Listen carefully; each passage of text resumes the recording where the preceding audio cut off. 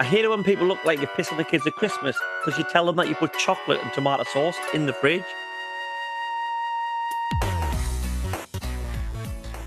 Welcome along to episode 60 of 30 something Gamers. As always, I'm joined by the Doom Guy to my BJ Blazkowicz, Boxy Oh, Artie. I want to be BJ Blazkowicz. Yeah, but Doom Guy is quiet and has no personality, so I have to be BJ. Makes sense. I get Yeah. that. Anyway, Mario versus Sonic, which is the battle of the mascots. Solid Snake versus Sam Fisher, Battle of the Spies. Agent 47 versus Octodad, the battle of ridiculously obvious disguises. There are many rivalries in gaming, but today we are going to look at two games that started the FPS genre with a bang. Wolfenstein versus Doom. Which is better? We will decide that later on. But first, let me discuss the games I've been playing. And Boxy, it is nothing new. I have been streaming through, if you've been listening recently, two games where I am making lovely YouTube videos and scientific discoveries on, and Boxy thinks I'm a boring Excel spreadsheet type of guy. So I've been playing on Scarface on the PS2, where I'm trying to prove that the Guinness, Guinness World Records, Yes. is that the Guinness that make the beer? Yeah. Why are they in charge of world records? What happened? I don't know. They just probably thought of it one day. We're just like, we're going to get our names all over this shit. But then, It just stuck. did they make it or did they just sponsor it? Because it's never been. I don't think it's my whole life. It has always been Guinness World Records. Yeah, but Gu- Guinness has been going for years, hasn't it? yeah, I know it is. But what I'm saying is, did Guinness come up with the concept of we are going to track world records? Well, I guess so, because it's always been the Guinness World Records. But it's just such a leap from like beer that you can't talk about in a bad way, or else the Irish people will kill you. Like there's two completely different things. Like Red Bull and extreme sports and stuff, I can get. You know what I Yeah. mean? The link. Yeah. What's the link between Guinness and the Guinness Book of Records? I don't know. Maybe they associated Guinness with people being lazy and just sat in the pub all day. So they wanted to get on board with people who do weird stuff and are fairly active in this space to be the best of the best, sir. It's called Guinness World Records because it was originally created by the Guinness Brewery as a promotional tool to settle trivia disputes in pubs. Oh. There you go. It's all about a good old pub quiz, and we'll be getting on to trivia a little bit soon. But anyway, I've been playing Scarface. I'm trying to prove Guinness wrong because they say there are 5,688 utterances of the four-letter F word in the game, and I think it is bullshit because it says in the script, and there's no way that you want to hit everyone in the script, and I think you're going to be far under. And I don't think you can say this is the sweariest game that has over 5,000 F bombs in when you're going to get nowhere near it. I think, about halfway, but I've said that the last two times I've talked about the game, Mm. and I'll tell you why. You might, if you listen to last episode, you might know why I'm maybe not made as much progress, but I'm on 511 F bombs. Like someone Yeah. came in and went, "Whoa, half of 1,000." I was like, "Nowhere near 5,000 though." You're not going to prove Guinness wrong. But here's the thing, right? It's not right to call it the most sweariest game because what I could do is I could bring out a game, right, where it's just a normal game, and I make the script for it, and I have one character that is ridiculous. You have to play the game for 7,000 hours and then load it back up in the year 2035, and when you do, one man shouts an F bomb at you 7,000 times. It's never going to happen if you play that game. You're never going to hear it. But if I gave Guinness the script, I would now be the sweariest game, even if there's not one swear word in the whole game, unless you play 7,000 hours of it and open it later on. So I just think it's a bit disingenuous. But I'm pretty sure that Guinness would have looked at the game from a very controlled environment and gone through it with a really fine Nah, toothpick comb. because what they should have done is what I'm doing. They should have played through the game, five different people, played through the whole game, counted every F bomb that they did through, and then they'd average and said, because I do think it's probably the sweariest game. It's the sweariest game I've ever played. But then they should have just counted them all, averaged them. This is how many you would hear in an average playthrough, not in the script. I think I that. don't know. I think that's fair to say. If it's in the script, I mean, it's like film, But isn't it? I've If it's just in the told. script, No, it's not like because in a script in a film you will hear every single word. Script in a game, you're not going to hear every word. well, it depends how long you play it for. Well, I'm playing through the whole game, and like I say, I'm about halfway through. Yeah, but About 500. That's like nowhere near yeah, but surely 10%. all the F bombs come from the NPCs walking around the street and stuff. I am counting them. Are you? Yes. You come But into If you came in and supported your fellow podcaster and watched me on a stream, Retro Revival Tom at YouTube, shameless plug, then you would see every time there's an F bomb, my counter goes up. If I'm walking past someone in the street, it goes on. I see I'm you not for an hour every week. That's plenty. Well, an hour and a half every week. okay. Is that All not right. No. enough? No. Anyway, on to the actual game. I did have some fun with it starting up, and a lot of people say, "Oh, I love this game when it came out." It's getting a bit samey for me now. About halfway through, the mission structure aren't great. It feels like the whole progress is not based on do this mission, then this mission, and then or you got to do these two side missions. It's based on your reputation Mm. and building that up, which means sort of as you do it, you're sort of not direct right. And I'm at the minute going, so what do I have to do? Do I have to like do drug deals? Do I have to do the missions? What's best for my reputation? So I'm going around, and a lot of the missions, if you keep doing the same ones, or you go and take out these little bit of gangs, it feels like they're a little bit like what do you call it when it's generated randomly? Procedurally generated. It feels like it's a bit procedure. Like, all right, we're going to put a gang random, and sometimes it puts them somewhere really random, and you're like, oh Christ, I've got to go there, and then I get like 3 reputation for it. I'm like, for Christ's sake.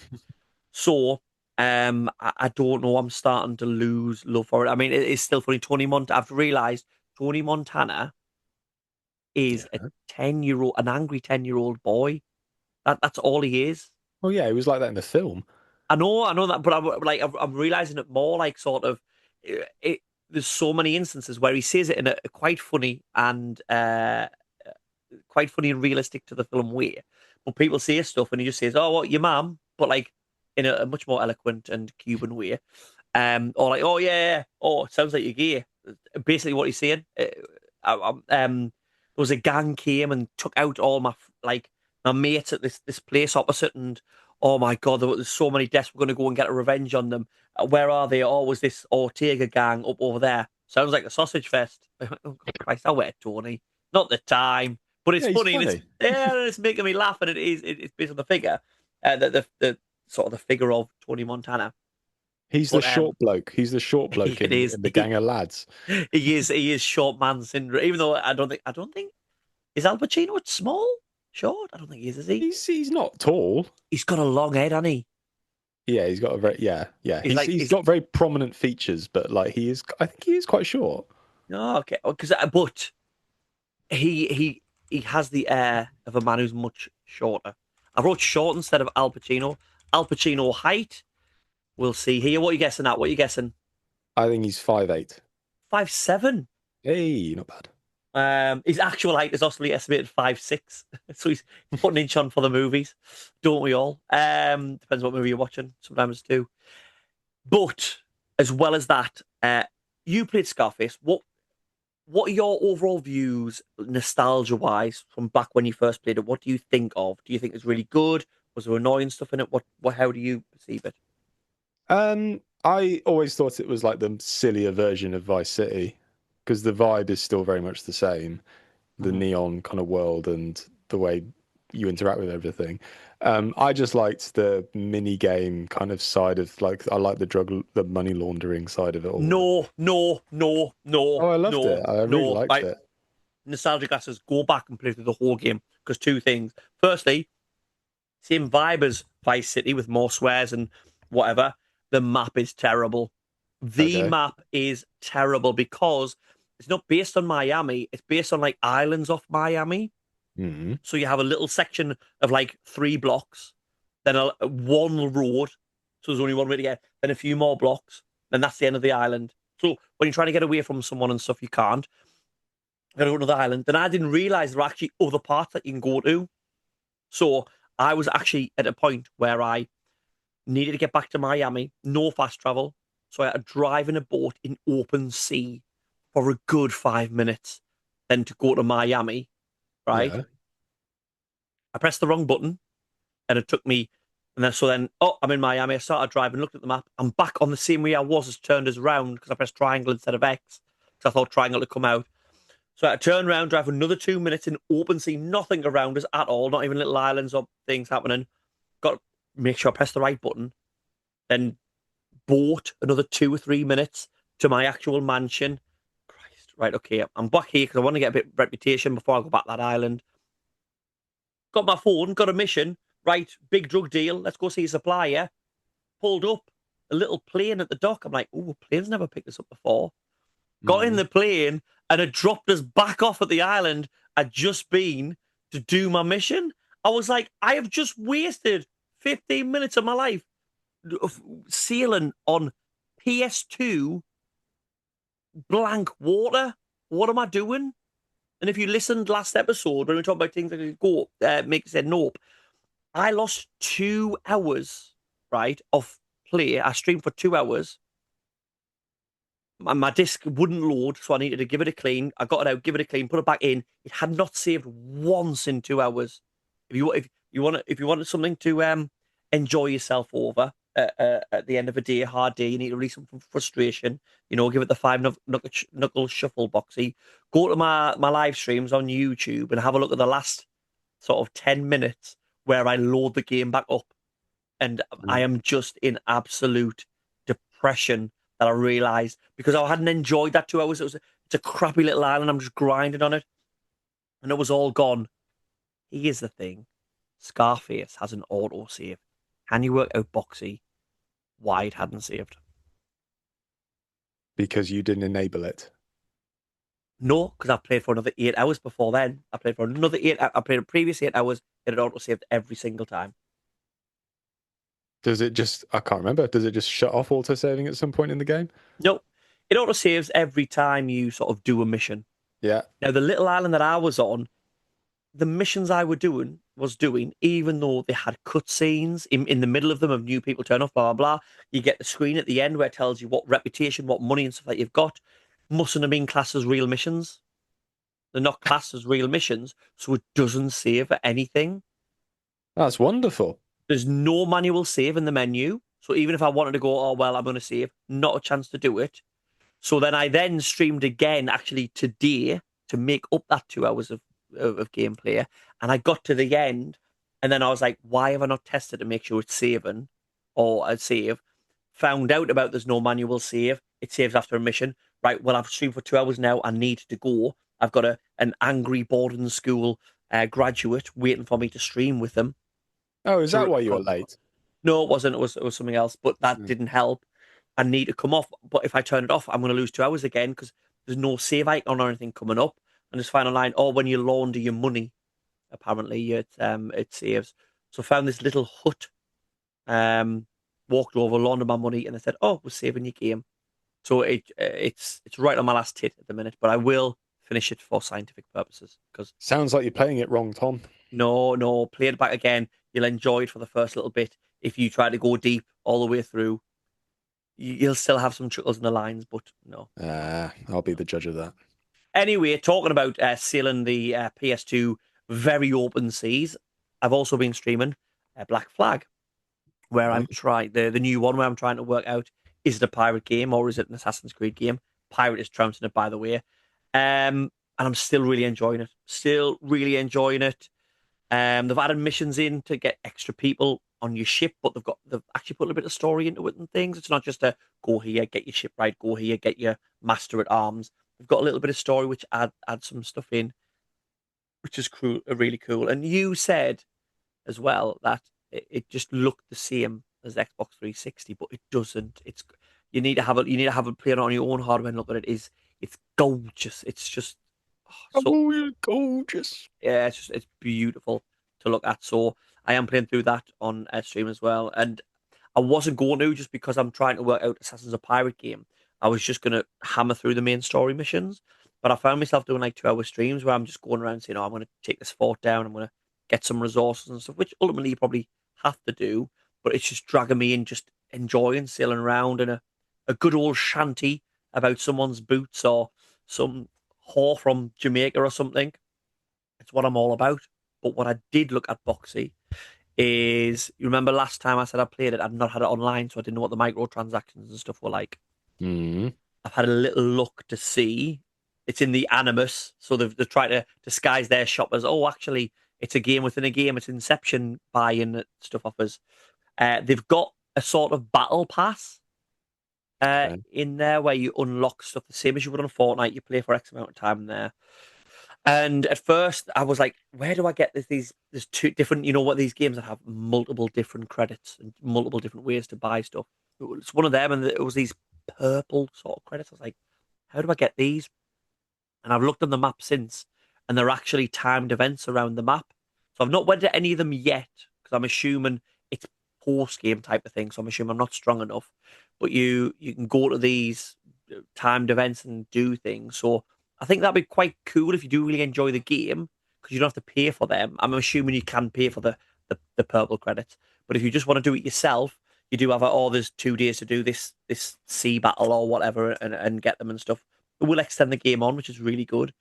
But the price of the things just the shop buy it is just bloody expensive. It's just ridiculous. I don't know why people do it. Like even if you love the game, let's say you wanted like a costume that made you look like nothing to do with the game or anything like that, just made you look like a sea monstery type thing. So you get like a sea monster weapon and a sea monster gun and a sea monster hood and stuff like that. How much do you think they would charge for that? It's probably something stupid like £8 or something. 9.99, and you Yeah. don't even get your ship. You got to pay another 9.99 if you then want the monster costume for your ship. And at the minute, for me, I think there's like 3 or 4 you can do. So there's like more. The game was 44 quid, and there's like Mm. 60 quid's worth of just costumes. Are those costumes worth more than the actual whole game? It's just ridiculous. Like they need Shameful. they need to take out the word microtransaction because there's no friggin' micro about it, is there? Like it's that's a huge amount of money. Just transaction. Yeah, just transaction. Like Well, if you enjoy that game, if there's people that are willing to put more money in, you're fleecing your diehard fans. Fuck off, they're Ubisoft. drip feeding it. Good old you. I mean, I wouldn't expect anything less from them, to be quite Yeah, honest. yeah. But like I say, I don't find them too abhorrent because I don't need to get them. And the game doesn't feel like it's been impacted, the main story and everything like that. I think there would have been absolute hell on if they'd changed a game that didn't originally have microtransactions and a grind, Mm. and changed it so there is it in there. I think that people would have been really pissed off. I don't think it would have sold many. But just that, I mean, if I saw that there and it was up for like a quid, 2 quid, I'd go, understandable. Some people might want it. Oh, I like that one. I'll get it. A couple of quid here, a couple of quid there. And then bring out loads. You know what I mean? ADHD and kids these days, you don't have to bring one big thing for 10 quid. Bring out 100 things for 2 quid, and they'll want them all. The greedy bastards. I You can teach. hire this boy for all your marketing tips. There you go. Hire me Ubisoft. I don't want to work for the French. I don't want to work for the French. I don't know why. I just don't. But yeah, so that's what I've been playing. So I'm still playing them. I'll try and play a new game for next time I record. It'll be nice. Hopefully, Mhm. some fresh ideas, fresh content might Well, be I, I nice. I just don't have any time because I have to like do everything with this podcast as well as stream and have 2 children and teach and stuff like that. I don't get any help editing or putting it together or ideas or. I give you ideas. I gave you the ideas this morning. Oh yeah, you give me ideas. Yeah, I feel like it was guilty. I feel like I just said, "Do you want to record tonight?" And you were like, "I'm going to give him some ideas because I've never given many in 60 episodes." That's not true. I do give ideas, but you like shit on them. Yeah. To be fair, you either crap ideas or you just completely get them wrong. Like last episode, games that you just went, "Nah, I'm not. I'm done with you." And 3 of your 4 choices you went back to and played, so you didn't. Yeah. Yeah, well, you need to be more specific in your guidance, then, don't you? Because technically, I was like, "Yeah, I'm done with this," and then I went back to it the next day. Well, that's not. I forget that I'm dealing with someone that needs everything so simplistically Yeah, just explained. for interest viewers, like I send stuff like, "Oh, this might be quite fun to talk about," and this guy comes along and is like, "Yeah, but we've got to chase the algorithm, so we should really talk about this, which is in the news a lot at the moment." Yes, and all of you listeners who have seen us recently, you are welcome for that because now you can listen to all the other stuff just because I put Grand Theft Auto 6 in the title. So jog on. I'm doing the work here. We I know shouldn't you be are, mate. peeling back the curtain. I'm only joking, by the way, as well. I'm only joking, by the way. At the end of the day, I couldn't do this without you. So there we go. Let's not get. Let's move on to trivia. I feel bad now. Trivia. Oh, you talked over Liam as well. Retro's trivia. Sorry, Liam. He's not going to be happy. I won't go for a piss on this one. Survival. Ooh, look out! Don't got that much time. Revival. It's Retro's 12 seconds, apparently. It's Retro's trivia. Dun, dun, dun, dun. Yeah, he put a comment on saying he'll record a 30-second one if you want to have a go again. We should do a wee version and a poo version. Need a couple of minutes for that one. Oh, come on, your late 30s. That's going to be at least a 10-minute. It's a YouTube video's worth. A YouTube video as well. Well, to be fair, it depends. YouTube can be anything. I once, and this isn't linked into what we were doing, I'm sure I watched, it was like a 3-hour documentary on YouTube. A very good guy. I forget his name. I'll not look for it because it'll spoil going through. But on the first level of Doom, just the first level. That's Okay. it. And it was What? brilliant. While you're having a shit? A 10-hour shit. No, 3-hour shit. No. Most of my poos these days are used to escape the family life for a nice 5 minutes until I get the call of, "What you doing up there?" Just living, just breathing for 2 seconds.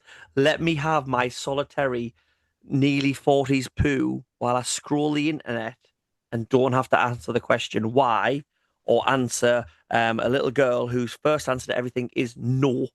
So, Not long until that prostate check, Tom. 40. anyway, now it's time for the part of the show where we find out whether Boxy is a real gamer or a poser who thinks that Gran Turismo is my Italian nana.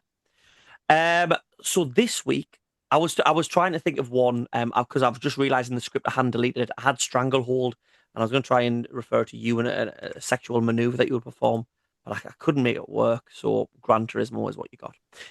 It worked. Yeah.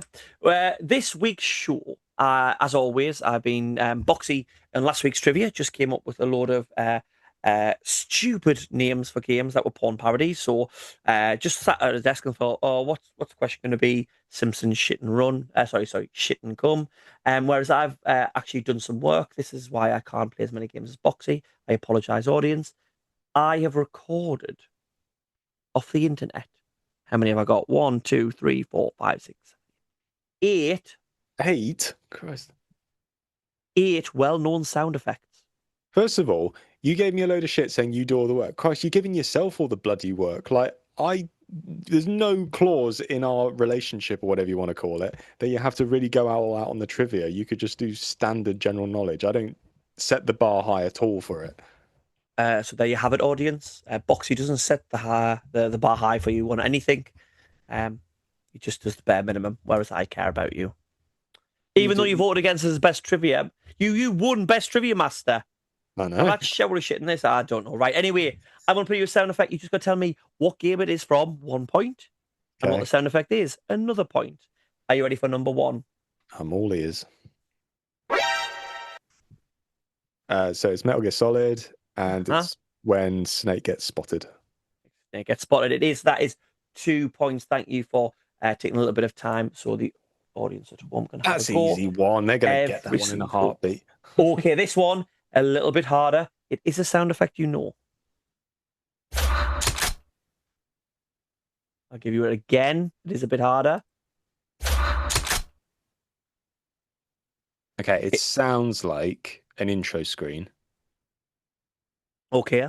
It sounds like the Rockstar sign coming in for Red Dead Redemption. Do you want to have a listen one more time?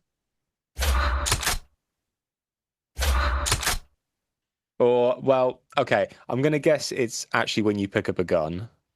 In what game? Can you give me a clue? The game was one of your porn parodies in the last week. I'll go with Gears of War. It is Gears of War, but it's only 1 point. That is the active when you get a perfect reload. Oh, okay. So you hear him cock the gun at the end. So yeah, which is such a great mechanic that is. Yeah, it's nice. Like when you when you think of shooters and stuff like that, just when they do something that's just new and nice and at the time, just if you don't know what the active reload is, when you reload your weapon in Gears of War, there's a little bar at the top and you press your button to reload. And if you press it perfectly in this little spot, your next bullets deal more damage and you get that little sound, but it's obviously risk reward because if you miss it, your gun locks and it takes a little bit longer to reload. So lovely little bit there. So that is 3 points out of 4. You're doing well. You're doing well. Next one.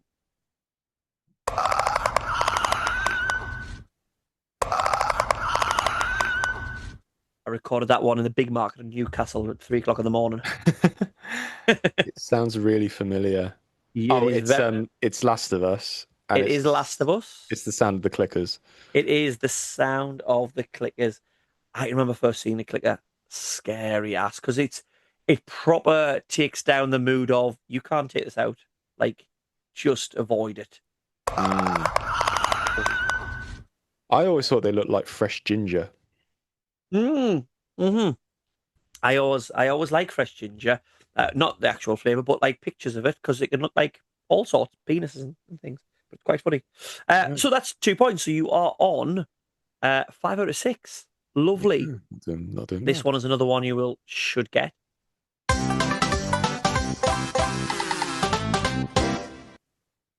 Go. You missed out the crucial bit of that.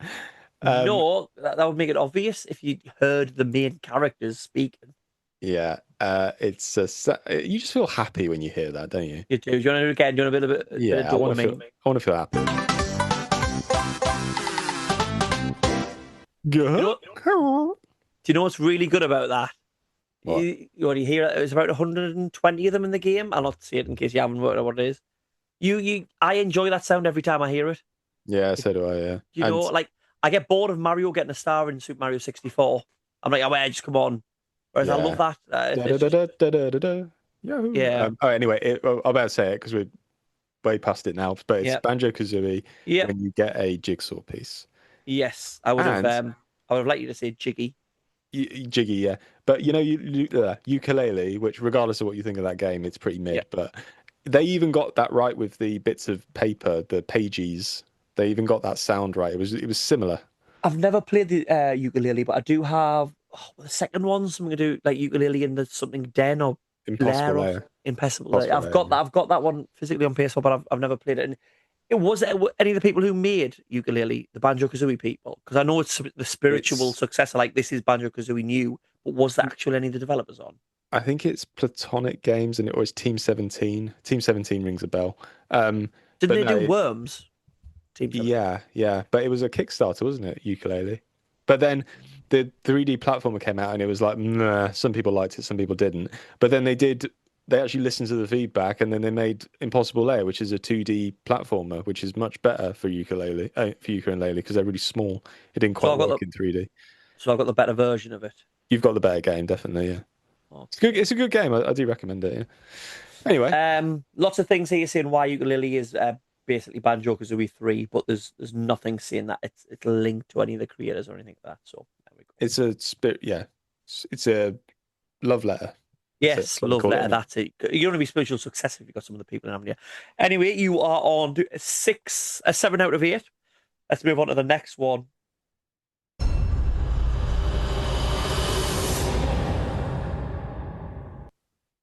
I'll give you one more time and see you thinking. I think I know it. So I think it's a death screen. Okay, from which game? I think it's giving me Nico Bellic vibes. I'm going to say Grand Theft Auto 4. 0 points. I'll give you a clue now, but you're in there. It is a Souls game. I'll give you it one more time. This is from a Souls game.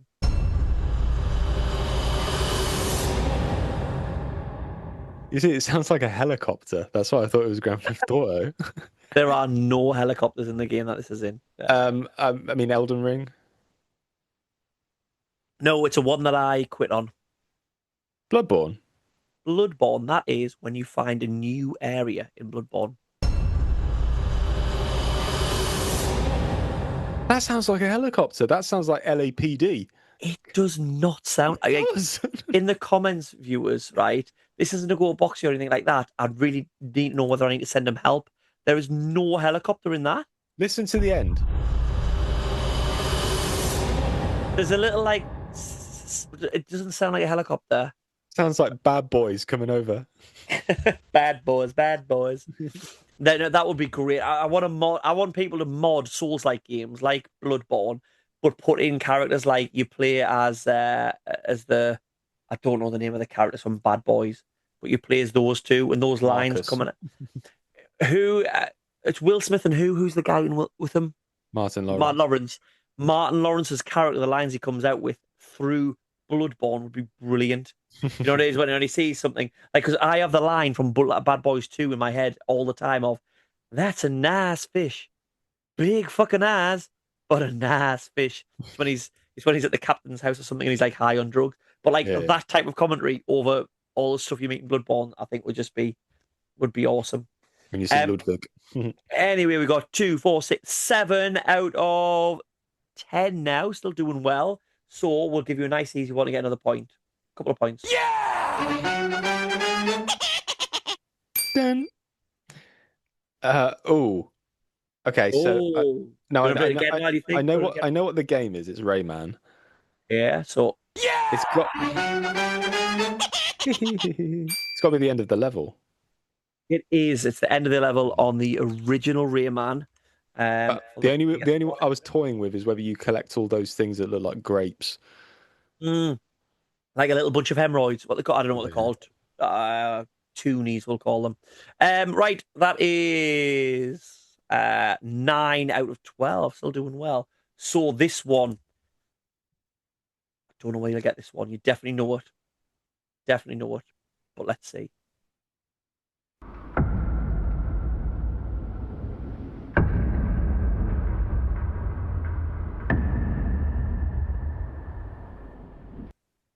It's very Silent Hill. It might be. Right. I'm gonna come back from that one because I feel like I've given you a red herring there because I've made it sound like it is a Silent Hill game, but it's not. Right. Okay. So I'm giving you that clue because I don't want to be accused of being a bad trivia master and leading down that path. That's got Silent Hill all over it. But is it a puzzle where like someone or someone's on the other side of the door and they're knocking, trying to get in, or have a listen. Just try and think what it sounds like before you think of like the game or anything, because it sounds like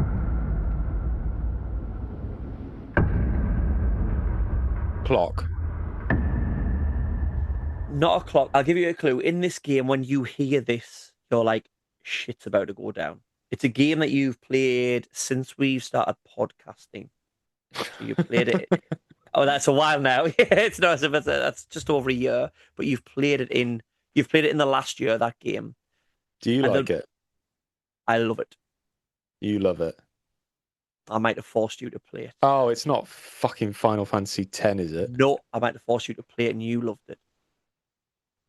Player Expedition. Player Obscure Expedition 33. I'll give you one. I'll give you lots of clues, so I'll give you 1 point. And that's the most you can get. But if I tell you that's where it's from, can you guess what it is now? Can you tell what it is yet? I'll say that. Oh, it's the start of the Purge. No, that is Renoir's cane. When he's walking, because whenever he turns up, everything goes black and white and it slows down, doesn't it? Yeah. Andy Serkis coming to fuck shit up. Yeah, What? Now that I've told you it, when I play it, you'll just picture him. Do you know what I think puts it off? Very slow. It is very slow. Like for a gate of someone walking, isn't it? I think that sort of throws you off. But obviously, everything slows down when it happens, doesn't it? Thought it was Silent Hill. There's a bit where like someone's knocking in the toilet. A little bit more epic than that. Right, okay. So your last one, I'll give you one for that, and you want to be looking for that point. There was a lot of clues there. Last one should be a nice, easy one. You're not a gamer if you don't know the sound.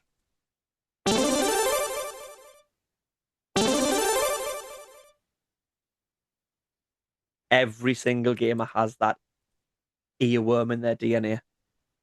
Do they? Yeah, newts definitely should. Play it again?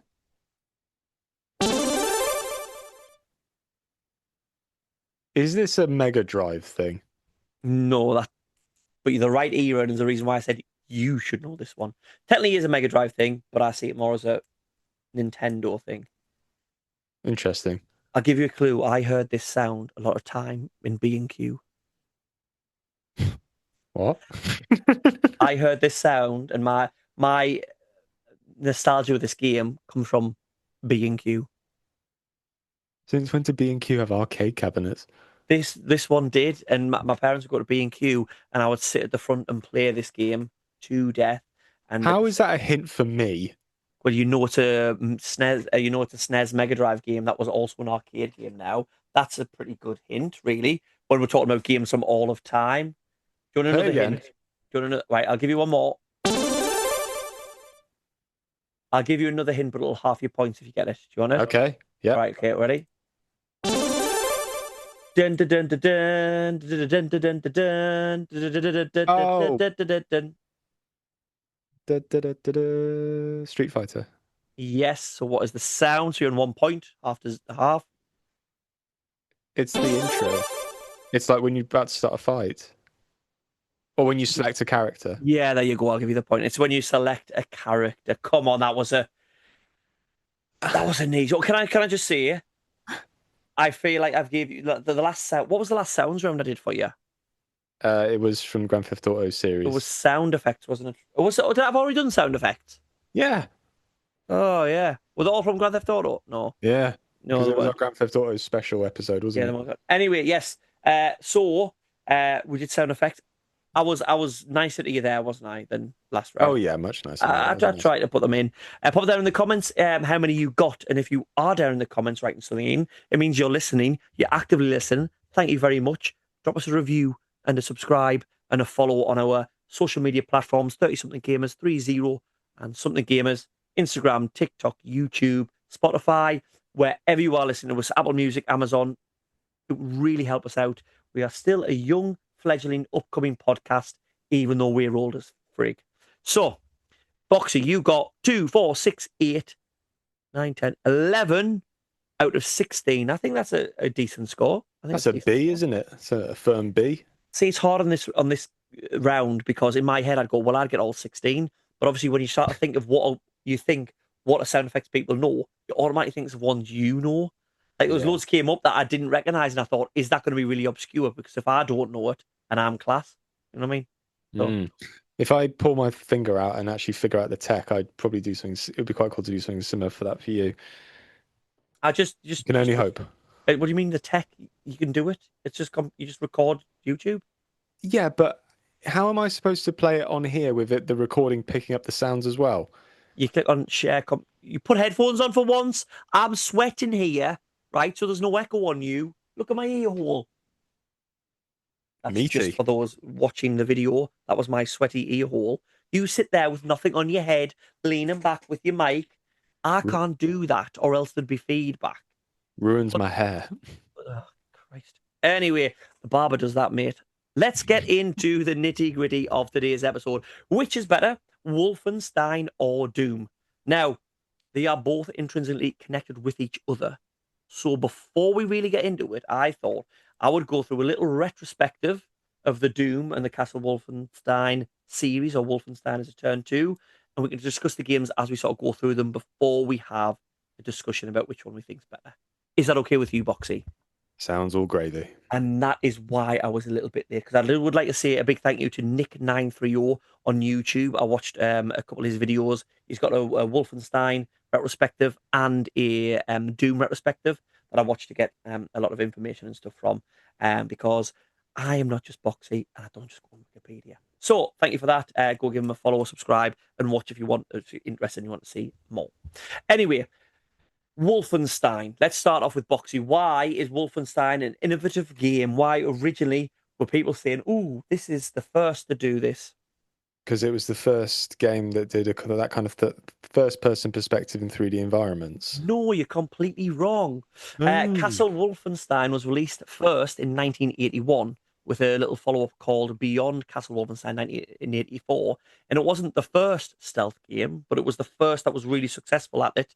It was obviously 81, 84 was Atari era and stuff like that. So that game came out, and you know what an Atari game looks like. It was nothing special, but it was based on stealth. It was based on eating German food and rations that you would find in order to up your health. And the second one, you would have to get like papers and passes to get into certain areas.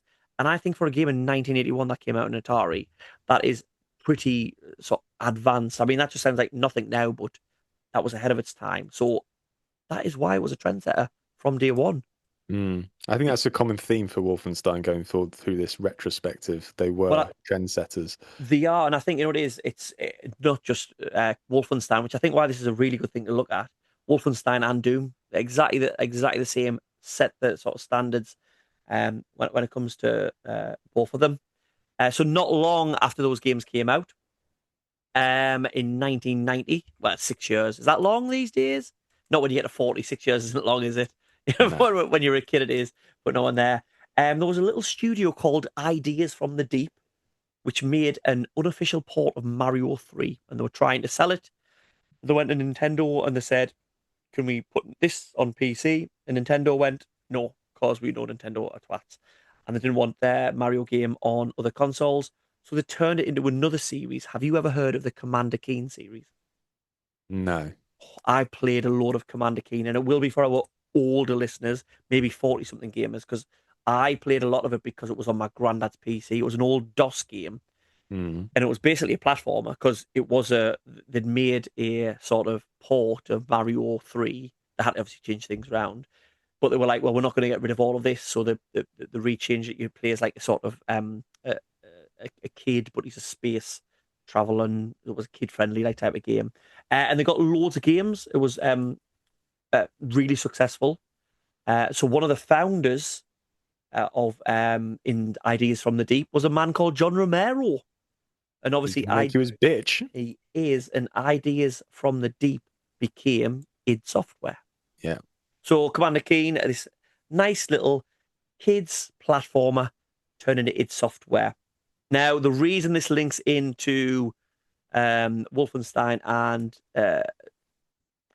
Doom, that's what we're talking about, is they loved Wolfenstein. They loved the original when it came out. And when they dug into it, no one had the license for the game at all. So, Boxy, why was Wolfenstein 3D, which released in 1992, groundbreaking? Because it was the first game, first person perspective to move around in 3D environments. No, you're wrong. So it was one of the first and popularized. A lot of people say the first game, first like FPS 3D shooter. There had been ones before, but they weren't very good and they were slow. And I don't know if there were shooters, like, because games down here were designed for kids, weren't they?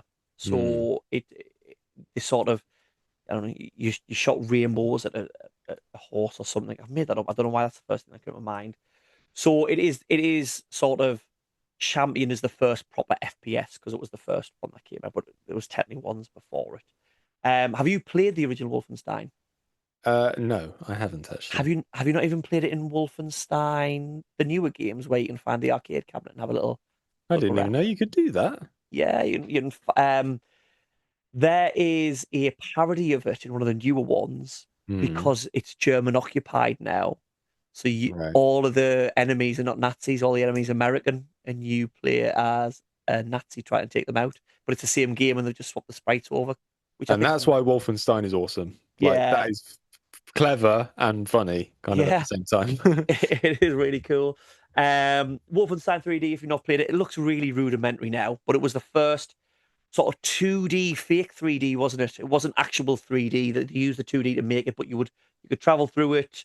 You were traveling through Castle Wolfenstein, and you were taking out Nazis. And can you remember who the last boss is in Wolfenstein? Mecha Hitler. Becker Hitler. Was he like in a? I can't remember exactly.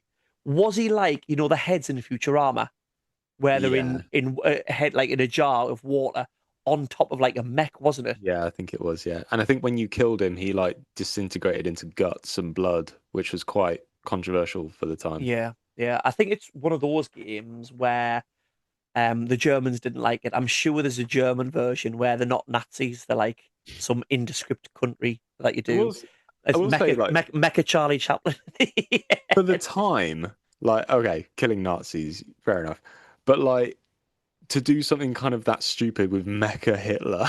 Yeah, For the time, no one was doing stuff like that. They were all quite serious, and yeah, it's quite a ballsy thing to do from it. I mean, John Romero was kind of on loads of cocaine at the time, so it doesn't really yeah, surprise yeah, me. yeah. If you want to know who John Romero is, he was a programmer who was at id Software, responsible for a lot of this Wolfenstein, and responsible for Doom, which we'll get onto. But then went off on his own, didn't he? Made a game called Dire Katana, and Yeah, he shit. thought he thought he was bigger than the game, and that was all about him. So all the advertising was John Romero is going to make you his bitch, and the game came out and it was terrible. It was Yes. really bad. So a lot of times you have those people who are really good auteurs and really good at what they do, but they need people around them to Rein sort them of in. pull them down, bring them in, and make the ideas work. And obviously, he was one. But moving on to 1993, there was another one called Spear of Destiny, but it didn't come out much acclaim. In 1993, id wanted to make something original rather than continue on Wolfenstein.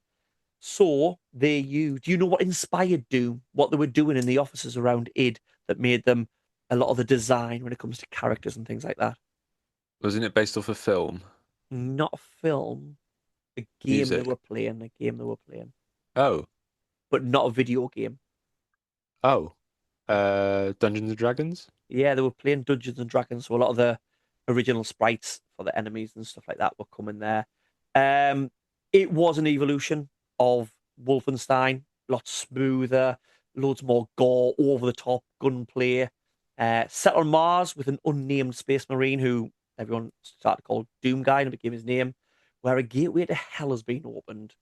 Um, and it is amazing. I can remember playing on it again. The same time I've been playing on Commander Keen because I got Commander Keen after it come out, playing on my granddad's DOS computer, and at the same in 90 playing on Sonic the Hedgehog on my Mega Drive and going to play that. It was just so much fun. It felt so fast and so over the top and so adult. You know, when I Yeah. was playing it as like an 8-year-old, and it just Mm. felt like I was playing an adult game, which I'd not really played before. It So was like the first game to have that frantic gameplay of you yeah, couldn't stand still, you had to always keep moving. yeah, yeah, and it's just it's been ported to everything, literally everything. So if you want to play Doom, you can play it wherever you want. Like it's a joke now, isn't it? Like, can it Mm. play Doom? Like I think to the point where people have got to play on like fridges, Yeah, calculators. McDonald's kiosks. Yeah, yeah, and it's obviously in the a lot of years past it, it's a lot easier to what I'm saying. A year later, Doom 2 come out. Have you ever played Doom 2? Yeah, I mean, Yeah, it was just more of Doom. it was. It was more Doom, probably over the top. Felt a bit like you say, like a bit of an add-on. And I think eventually it came out like, is Ultimate Doom on the PS1? Does that have both of them in? I don't know. I didn't think the console ports of Doom were very good. Oh, there's some bad one. Like there's Doom 64, which is Yeah, terrible. My After I played Doom on my granddad's DOS computer years before, I got Doom on the Sega 32X, which was an add-on shit. for the Mega Drive. It was terrible. They had to like even on the old school small screens, they had to have like a big border around because the Mm. 32X couldn't cope making everything on the screen. It was the same So with the SNES. I had the SNES version and it was almost unplayable. yeah, yeah, and You couldn't see the enemies. It just looked like sludge.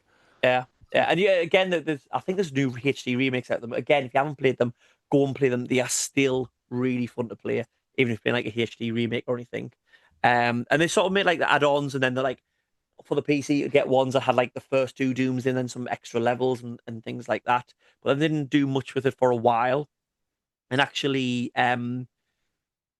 Wolfenstein came back force in 2001. Id Yeah. well, obviously a bigger studio. They've been creating the Quake engine and everything like that. So it's had a huge their fingerprints are all over gaming and FPSs because Quake was massive when it first came out. So they handed over Wolfenstein to Grey Watts, which I think is a strange publisher name. And they released a game called Return to Castle Wolfenstein, which still has some stealth in, a bit more personality in the characters and things. Still based on like sort of the whole thing of Wolfenstein is like World War II, but focused on when all the rumors you hear about Nazis trying to find like sort of artifacts and things like that. So there's experimental weapons and stuff, and it was really positively received. Have you played it? Bits of it from back in And the day. I'm the same. I played little bits, but not loads of it. But it was really, really well received because it Mm. had a big play in multiplayer. Obviously, Quake and the Quake engine had a lot to do with it, but it had a lot of class-based sort of multiplayer, which obviously went on like things like Team Fortress 2. I think the first Team Fortress had been out since then, but they were so good that Grey Matter was eventually absorbed into Treyarch, which obviously ended up making called Black Ops and those types of games. So Yeah. goes to see how good the multiplayer must have been. Um, and then another game came out called Enemy Territory. They got another company to try and make it. It was too big. It ended up getting released as open source free software. But then we got the first sort of reboot of Doom with, although I say reboot because it was completely different, but it was called Doom 3, so it wasn't technically a reboot of the series. It was them trying to carry on. It was a Um, reinvention, I it thought. was, it was. What did you play it on? What system? PS3. I had Okay. the BFG edition. I think Yeah, that was what it was called. And yeah, it was some I think people either love it or they hate it. I think the people who hate it says it's not Doom. It's a survival horror game, which is very dark and quiet and goes more for jump scares rather than just carnage. And the it's people it's who it's like an early Dead Space, I'd say. yeah, yeah. It's like I an mean, early I Dead Space. remember it being down as like one of the scariest games ever made, like back in the day. And like Yeah, Doom was never scary; it was just kind of yeah, silly and gross. Um, yeah. so it just depends like what you like. Whether you're a Doom hardcore fan, you're probably not going to like it. But if you're into Dead Space and you're into like Amnesia and stuff like that, you might like it.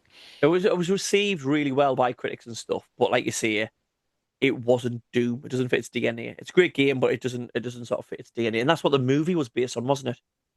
Oh yeah, The two movie was based on that with the rocking the they obviously did a bit at the end of that film where it goes into first person perspective, yeah, and they yeah, do. he's got the BFG, hasn't he?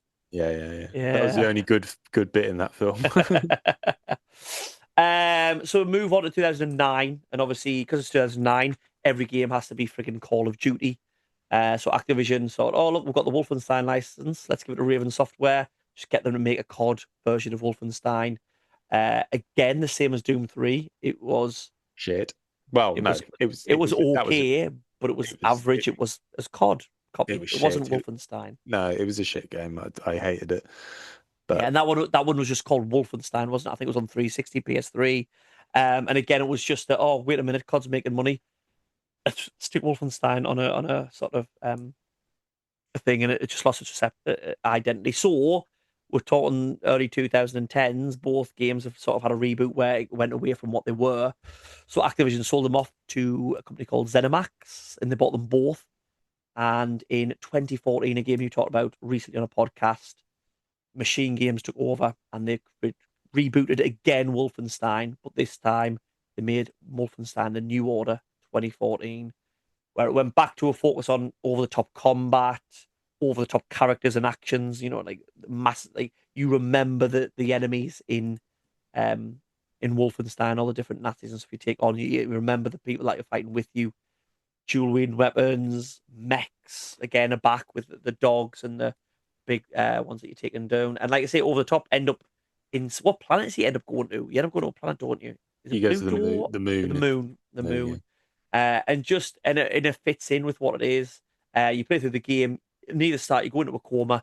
And when you come out of the coma, the Nazis have taken over. They won, so it's an alternate history, and you're sort of trying to fight them. And you've been playing it recently, so do you want to give us a little rundown of it, Boxy? Yeah, as you say, you start off fighting the war, you go into a coma, and then when you wake up, Nazis have taken over because they've won, and then you join a resistance, and then you're basically just kind of taking down the Nazis in various different ways, and it does result in you going to the moon to a Nazi base. And I think it's a really well written game because like it's emotional when it wants to be. There's some really tense moments where you kind of go into these scripted scenarios where like a commander's kind of questioning you, or like you have to choose between two of your friends or who's going to die. That's like right at the start. Mhm. So although it's a silly game, it does have moments where it's quite tense and quite like quite scary and quite disturbing in some places. Yeah. And so I think it walks a really fine line of like silly but really good writing at the same time. And you know, with the newer sort of reboot series that we're sort of getting onto now, I wouldn't say unintentionally, but I think there's some of the funniest games that when you talk about funny games, you don't mention. Like I belly laugh playing um the two new Wolfenstein games so much with just some of the lines that come out, some of the things that happen. But if you said name the funniest games, I wouldn't think of it. So I don't mean unintentional. I just mean it's one of those I think's overlooked when it comes to that. Um, I think now, it's like it. Yeah, it has characters and lines and moments in it which they play straight, but they know yeah, it's silly. Like yeah, yeah, yeah, they take it very seriously, but they know it's daft. Like the yeah, developers know it's stupid. And I think like we'll go on to Wolfenstein 2, but some yeah. bits in Wolfenstein 2 are so fucking ridiculous. Yeah. Well, did you play the Old Blood? Because a year later they brought out the Old Blood, which is a much shorter version.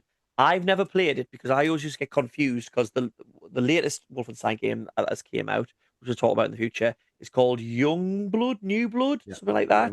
Young blood, yeah. And I always get confused of like I know Okay, so Old Blood is going back to BJ Blazkowicz time. it's a prequel to the to New Order, isn't it? It's when you storm Yeah. so it's sort of like the new game mechanics and stuff but in like an old setting, the Castle Wolfenstein Yeah. setting. Is that But right? yeah, but it's DLC. I mean, I always Yeah, looked at that game as DLC. It's not very long, yeah. but it's more of the New Order It's gameplay if more. that's what you want. It's like a Red Dead Undead Nightmare situation. It's an add-on, but Yeah, it releases its own game. Yeah, yeah, yeah. kind of. Yeah, So that was 2014, 2015. Then a year later, we got back Doom with its second reboot. Just called Doom, just to confuse everyone. When you say I played Doom, oh, which one? Yeah, just do something new. Doom 2016. Was it God of War 2016? Was it 2016 when we just thought, let's stop thinking the names of games? God of War was Right. 2018. Oh, well. All right. Whereas if you want to be Whatever. picky, it's actually Tomb Raider that started all that shit off. Tomb Raider 2013. Oh, right. Okay. Yeah. Well, it's all bullshit. Just because I like the game doesn't mean I'm not going to call it out. Um, Again, Doom stepped away from its Doom 3 horror survival and went back to its sort of over the top action. I remember at the start of the game, you sort of it mimics Halo a little bit, doesn't it? You know, the start of Halo when you're getting suited up and then you get an exposition of what's happening and blah blah blah. Mm, And I think there's a computer or something start to talk to you and tell you what's happening, and he just rips the computer off and is like, yeah, didn't need to know that, and then continues on. Um, Really good in the way they sort of created and make it fast and frenetic. And I think they did a thing very similar to Bloodborne. Now, when Bloodborne came out, it made a little system where if you got hit, you hit the character back quick enough, you would get that health back. So they made a Souls game where rolling in defense wasn't always your best bet. Sometimes going in and trying to get an attack would be your best bet. With Doom, didn't they bring in like the execution kills? And when you yeah. take the So execution kills, you get health back from that. yeah, so if they start glowing red, you go up to them and chainsaw them up or something, and then all the health comes out. Yeah, so you would get basically rewarded for going in all guns blazing, getting up and close to the enemies rather than going behind cover and all that stuff. So it created just this fast frenetic, what you know Doom from, and was widely lauded as an amazing sort of return to the series. Um, Mm. the year later, we had Wolfenstein 2, which I'm sort of half playing through at the minute. I go back because I'm trying to go through it on a very hard difficulty, where you probably get killed straight away. And it is more, like you say, more ridiculous. You said the first one is bordering on ridiculous. This one is ridiculous. And I know Box is going to, because there's some parts of the game that he loves.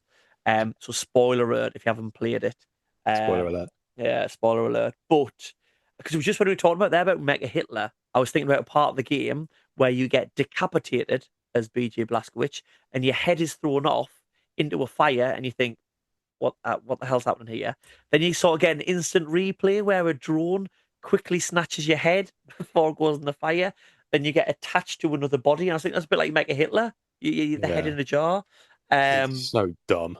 Oh, but it's so funny. And It is, then yeah. what I do think it is misses a little bit is it does have to have tries to have some serious story beats about racism and stuff in early America before the war started and stuff, with a relationship that BG had as a kid with a black child, and his dad's a very racist sort of American guy from that age. But then either side of a bookend, and that is these ridiculous things where you're being beheaded. Do you know what I mean? Where you end up on a movie set with Hitler, Yeah, which he's the I haven't got he, to yet, but I know yeah. about it, but I haven't got there yet. Oh wait, you missed out the most stupid bit. Yeah, you go to a film audition that's on Saturn, I've and not been there yet, so I don't know. Hitler is the producer. Yeah, yeah. So it is just, but I have never some of the characters in there, the way they are written and stuff like that, is so funny. The you pick up a lot of side characters that sort of join you as your resistance against the Germans. Oh, it's so good. It's so Mm. good. But then they brought out the game that I mentioned, Wolfenstein Youngblood, where you play as BJ Blazkowicz's twin daughters trying to rescue him like 10 years later or something. Again, didn't wasn't received anywhere near the original. So No. the last game was a little bit of a damp squib. But I think how they've done the three before that, if you include the old blood, hoping they will go back. And because the storyline's so ridiculous, you can do anything to bring characters back and stuff that you want, isn't it? So Mm. um, it's an absolutely great one. And can I just say, Wolfenstein and Wolfenstein 2 has one of the best villains ever in Froy. Oh, what's her name? Can't remember her name. Yeah, the lady Nazi who's Yeah, she's like an old lady, but she's so evil. yeah. And in the first game, she gets mutilated, sort of her mouth like scars, like a bit like the Joker, really. She gets her Um, jaw ripped off by a y- mech. Yeah. yes, she does. And then it's sort of reattached and stuff, so she has those. Um, Frau Engel, Mm. Frau Engel. At the start of Wolfenstein 2, you just see her absolutely berating and dressing down her daughter. Um, Yeah. For for, being too fat. for being Yeah. too fat. And then she gets her mother back later on in the game. You find her in your submarine, having sex with a black guy, which, if you know Nazis, not something they enjoy, which is good on her. Good on her. And then a one that you played Doom Eternal or Doom the Dark Ages? I've played Doom Eternal and I haven't played Doom Dark Ages. I uh, I really liked Doom Eternal when I was playing it. I thought the story was completely redundant.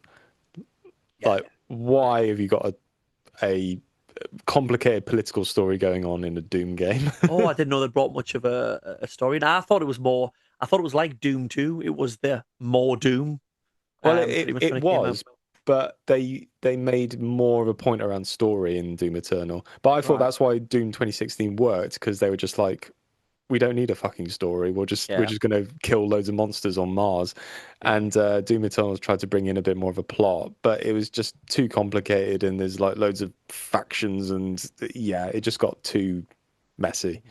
Yeah. Well, 2025. So yeah, last year, Doom Dark Ages came out, which is a prequel to Doom. It's set sort of like it's. I think it's set on another planet, but it's like a medieval sort of era. You've got like a saw shield and stuff on like that. It's been received really well again. So I don't know whether they've came away from the lore and stuff like that.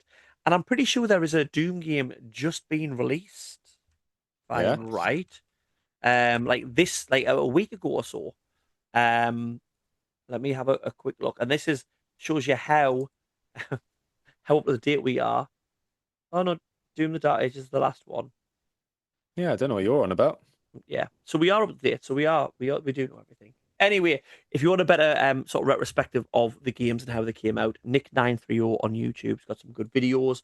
So we get onto it, Boxy. I think it goes to say our episode is overrun where we normally sort of record to, but because there is that much good stuff to talk about in Wolfenstein and in Doom as well. So is it for you? Is it close? Which one is the better franchise, Doom or Wolfenstein? Um, it's pretty close, I'd say. I'd say Doom has probably more consistency, but Hmm. I think when Wolfenstein is good, it's amazing. Yeah. So I I think Doom 1 is a classic, like you can't knock it. Um, Doom 3 had some interesting ideas, tried to do something new. Doom 2016 was great fun. Lots of like, it's like a fuck you kind of game. Like you pump Yeah. the music up, turn the volume up, and just go crazy for like a few hours. Doom Eternal, like solid gameplay. And Dark Ages, like it looks interesting, like it's got a parry mechanic and stuff like that. But Doom doesn't do plot, and I don't want Doom to have a plot because No. you don't need one. But See, Wolfenstein is just so full of character and so quirky, and it's unlike anything else. So for I think I'm always going to go for Wolfenstein. I agree with you, and I think for me, it's sort of it's a great series, Doom, and especially the new ones. Go play them, brilliant games, and dirt cheap now, and a great little, not a long game to get through in the age of 100-hour games and stuff like that. Doom doesn't need a story, and it shouldn't have a story, but that's what makes Wolfenstein better.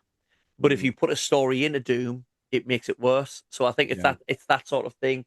For me personally, as someone who likes narrative and stuff like that, even when it's daft, over the top, sort of action hero-y type of story and lore, Doom doesn't need it, but it makes Wolfenstein better for me. I think Wolfenstein is the better, and I think that's as well the era we came from, because I did love playing Doom when it first came out, and that was far better than I think it was an evolution of Wolfenstein. But the era I've really played is the newer ones, and for me, the Mm. newer Wolfensteins are far better, far better. Yeah, they're fantastic games, and they really hold up. Like even though New Order's over 10 years old now, it's still a fantastic game. But I think as well, it's one of the last remaining franchises that has knows how to have fun. Like Yeah, it doesn't care what people think of it. And there are probably people out there who think a lot of it is really offensive and shouldn't yeah. be around at the moment. But it's a bit like what Wolfenstein 3D came out in the 90s, which is what 50 years after the war Hmm. ish. You know, Hmm. like can you imagine a video game coming out receiving critical acclaim where you like take on ISIS or something like that? It just seems so bizarre that this Not is first like a ISIS wasn't 50 years ago, was it? well, no, it's not. But I'm saying, like, Oh, further down the line, yeah, yeah, it's almost like yeah. that. Yeah, I know, but I think like, let's say it's 20 years away from for a game. Probably less, because I think you can go through things quicker. Um, I think it's hard because when it comes to ISIS and stuff like that, it wasn't a war, was it? You know what I mean? It involved terrorism, which a lot of innocent people were hurting and things like that. But I think, like, if it was done the right way and it was funny, I wouldn't be offended by it. I Yeah. don't know. I just feel like when you make parody and pastiche things of lots of things like that, I understand the era of the war and things that happened, terrible atrocities happen, and stuff like that. But it doesn't mean it can't be made fun of, and it can't be sort of in there. And I know it will offend some people, and when people want to play it, that's absolutely fine. I don't think that shouldn't allow other people to do it. And I think it is the human, and especially the British mentality of, let's make a joke of it and move on. That sort of Mm. right. That sort of thing you say, if you don't laugh, you cry. When people make jokes at funerals and things Yeah. like that. You know what I mean? It's that thing of, let's look at the positive and the good things from it. And we know the atrocities, but you're going to sit there and think of them all day. You'll just sit in the corner and cry with a bottle of vodka.